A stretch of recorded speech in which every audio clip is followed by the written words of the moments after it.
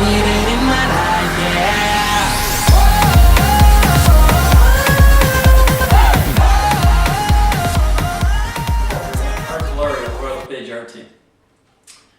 Today's video blog is going to be about helping the elderly through the process of selling their home.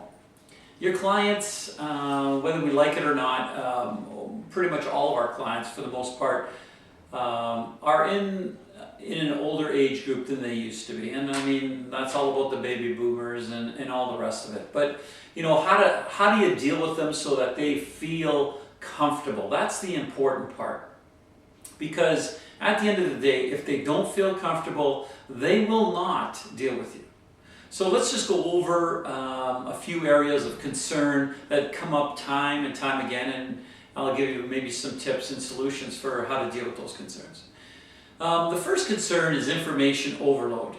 Remember, the last time these types of clients have done these kinds of transactions has probably been, you know, years and years and years. And they're not used to the kind of information that you're going to need to provide to them, or even information that they need to provide to you in order to streamline the process. So my suggestion with information overload is simple. Let them know ahead of time what information you're going to require. And don't give them like an hour or two or a day or two to get this information together. Give them days. Let them know a week ahead. Here's the information that I'm going to require, and if you don't have it, create a solution for you to get it for them. So have the appropriate people in place for yourself to get the information that's necessary to move through the paperwork. And do not, under any circumstances, give them all the paperwork to do all at the same time, or do it all in front of them at the same time. It's best to spread it out over a little bit of time so that they can feel comfortable about the flow of that information. So time is really important when it comes to the documentation and the information for putting together the listing contracts. The next area of concern is an obvious one, but I don't think it can be stressed enough, and that is the stress of the move itself. Probably haven't moved for quite a long time. There are so many things to organize. Well, this is an area where you can really shine in. This is where your contacts mean everything.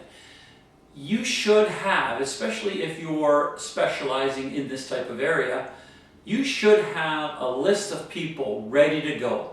Movers, cleaners, stagers, insurance people, lawyers, mortgage people, bankers, just anybody and everybody that's part of the moving process that can help should be on standby. And if your client needs access to those people, you should have a list ready to go. So anything that you can help with, I mean, they'll be willing to pay for the services, but you have to arrange those services for them. If you arrange those services for them, you'll have continued business from these people, and they will continue to refer you because you'll remove the stress. And that stress, don't take it lightly, is huge. Don't forget, you also are eliminating stress for their family, because if you don't help them organize, the family is going to have to help them organize. So that's huge. So now all of a sudden you're appealing not just to them, but to their entire family. So that's a big one. The third one that I wanted to cover is the offer process itself. So it comes time for them to sign a contract and make a commitment. It's a very, very scary situation for them. Do not, under any circumstances, expect a decision immediately. Even though the business trend or the business model for real estate is have an offer presented, get an answer, your clients demand it, the buyers demand it. Well, forget that. If you have elderly clients, what you need to do is set out some timelines and let everybody know in advance. Look, we're going to present it on this day. They're going to take the next day to discuss it and talk to their family, and they might take a third day to talk to a lawyer. And here's where you come in again. Not just the planning part, but also you should have a lawyer that you're associated with, somebody you give business to on a regular basis, that's on standby, that will not charge them, just to give them a sense of feeling comfortable with the contract. You can offer up the lawyer's name and say, if you want to phone this lawyer and talk to them about it before you sign, then please do so. There won't be any cost. And that's something you'll have to arrange with the lawyer. And of course, maybe they become a client for that lawyer, which in the end, is a win-win situation.